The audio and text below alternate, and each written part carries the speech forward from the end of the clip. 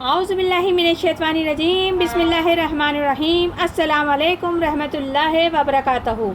جیسے کہ ہم نے کل بھی سورہ نساء کا ترجمہ تفسیر اور خلاصہ بیان کیا تھا چند آیت کا۔ آگے ارشاد ربانی ہے یوصیکم اللہ فی اولادکم، اللہ حکم کرتا ہے تم کو تمہاری اولاد کے بارے میں۔ تو یہ جو رکوع شروع ہو رہا ہے ان آیات میں بڑی جامع آیات ہیں، بڑی اعزاز والی آیات ہیں، اور ان آیات کے اندر اسلام کا پورا قانون وراثت موجود ہے۔ تو اللہ تعالیٰ بتا رہے ہیں کہ تمہیں وصیت کرتا ہے رب العزت تمہاری اولاد کے بارے میں۔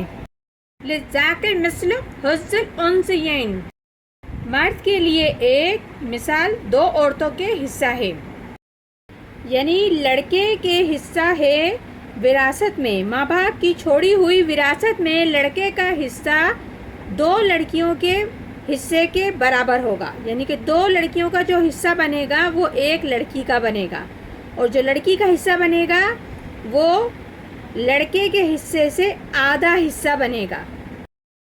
آگے ارشاد ربانی ہے فَإِن كُنَّ نِسَاءً فَوْقَ اثْنَتَيْنِ فَلَهُنَّ ثَلَاثُ طَرَائق، پھر اگر صرف عورتیں ہی ہوں دو یا دو سے زائد تو ان کے لیے ہے دو تہائی جو کچھ اس مال سے چھوڑا گیا ہے، جو مرا ہے اس نے جو چھوڑا ہے۔ تو اس آیت میں بتایا جا رہا ہے کہ اگر صرف بیٹیاں ہی بیٹیاں ہوں، یعنی کہ عورتیں ہی ہوں، دو ہوں یا دو سے زائد ہوں، تو انہیں دو تہائی حصہ ملے گا کہ جو کچھ بھی ان کے والدین نے وراثت میں چھوڑی ہے، جو مرنے والا ہے اس نے جو چھوڑی ہے جائیداد، تو اس جائیداد میں سے صرف اگر بیٹیاں ہی ہیں تو دو تہائی حصہ انہیں ملے گا۔ وَإِن كَانَتْ وَاحِدَةٌ فَلَهُ النِّصْفُ، اور اگر ایک ہی ہو تو اس کے لیے آدھا ہے، مطلب کہ اگر ایک ہی بیٹی ہو کہ اولاد ہی صرف ایک ہو تو اس کے لیے اس کی جائیداد میں سے آدھا ہے۔ اگر ایک ہی بیٹا ہوتا ہے تو ماں باپ کی جو اولاد ہوتی ہے چھوڑی ہوئی وہ وراثت ہوتی ہے، تو اس بیٹے کو وہ پورے کا مالک ہوتا ہے، وہ پوری وراثت کا حقدار ہوتا ہے۔ لیکن اگر بیٹی ایک ہے تو وہ پوری جائیداد کی اکیلی وارث نہیں ہوگی، اس وراثت میں سے اسے آدھی وراثت ملے گی اور آدھی دیگر لوگوں کو جائے گی۔ یہ ایک علیحدہ چیپٹر ہے، علیحدہ حصہ ہے، اس کا بیان آگے کیا جائے گا، آگے بیان ہوگا۔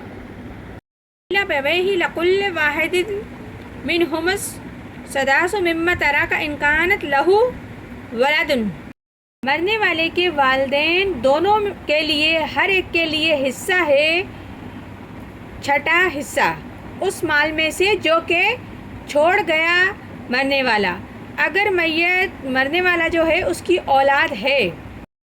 اس آیت میں رب العزت سمجھا رہے ہیں کہ اب وراثت میں ایک تو نیچے والی وراثت ہوتی ہے، یعنی کہ بیٹا بیٹا اولاد، یہ ہے نیچے کی وراثت، پھر ایک ہے اوپر والے حصے کی وراثت، یعنی کہ والدین، اگرچہ کہ وہ بھی زندہ ہوں، مطلب کہ اگر کوئی شخص فوت ہو گیا لیکن اس کے والدین دونوں زندہ ہیں، یا اگر ایک زندہ ہے چاہے ماں زندہ ہو یا باپ زندہ ہو، تو ان کا بھی اس کی وراثت میں حصہ ہوگا۔ اگر دونوں زندہ ہیں تو دونوں کا ہوگا، نہیں تو اگر ایک ہے تو اس کا ہوگا اور چھٹا حصہ ہوگا۔ اگر والد ہے تو اس کا بھی چھٹا حصہ ہے، ماں ہے تو اس کا بھی چھٹا حصہ ہے، دونوں ہیں تو دونوں کے چھٹے چھٹے حصے ہوں گے مرنے والے کی جائیداد میں سے، اس کے والدین کے لیے حصہ ہے۔ اور اگر اس کی اولاد ہے تو پھر دو تہائی اولاد میں تقسیم ہوگا اور چھٹا والدین میں سے جو بھی حیات ہے اس میں تقسیم ہوگا۔ فَإِن لَّمْ يَكُن لَّهُ وَلَدٌ وَوَارَثَهُ وَأَبَوَاهُ فَلِأُمِّهِ الثُّلُثُ، اور اگر اس کی اولاد نہیں اور وارث ہوئے اس کے ماں باپ تو اس کی ماں کے لیے ہے تہائی حصہ۔ پھر اگر اس کے اولاد ہی نہیں ہے، وہ بغیر اولاد کے ہی فوت ہو گیا ہے، تو اس کی وراثت جو ہے اس کے جو مالک ہیں وہ اس کے ماں باپ ہی ہوں گے. تو ماں کو 1/3 اور باپ کو 2/3 حصہ ملے گا، یعنی کہ ماں کو باپ کے مقابلے میں کم حصہ ملے گا اور باپ کو 2/3 حصہ ملے گا اس کی وراثت میں سے. فَإِنْ كَانَ لَهُ أَخْوَاتٌ فَلِأُمِّهِ السُّدُسُ مِن بَعْدِ وَصِيَّةٍ يُوصِيهَا بِهَا أَوْ دَيْنٍ. پھر اگر مرنے والے کے کئی بھائی ہیں تو اس کی ماں کے لیے چھٹا حصہ ہے بعد وصیت کے، جو کر جائے بعد ادائے قرض کے. اس آیت میں بتایا جا رہا ہے کہ اگر مرنے والے کے بھائی ہیں تو پھر ماں کا حصہ کم ہو جائے گا، پھر ماں کا حصہ چھٹا رہ جائے گا، کیونکہ باپ کی طرف سے بھائیوں کو وراثت آئے گی.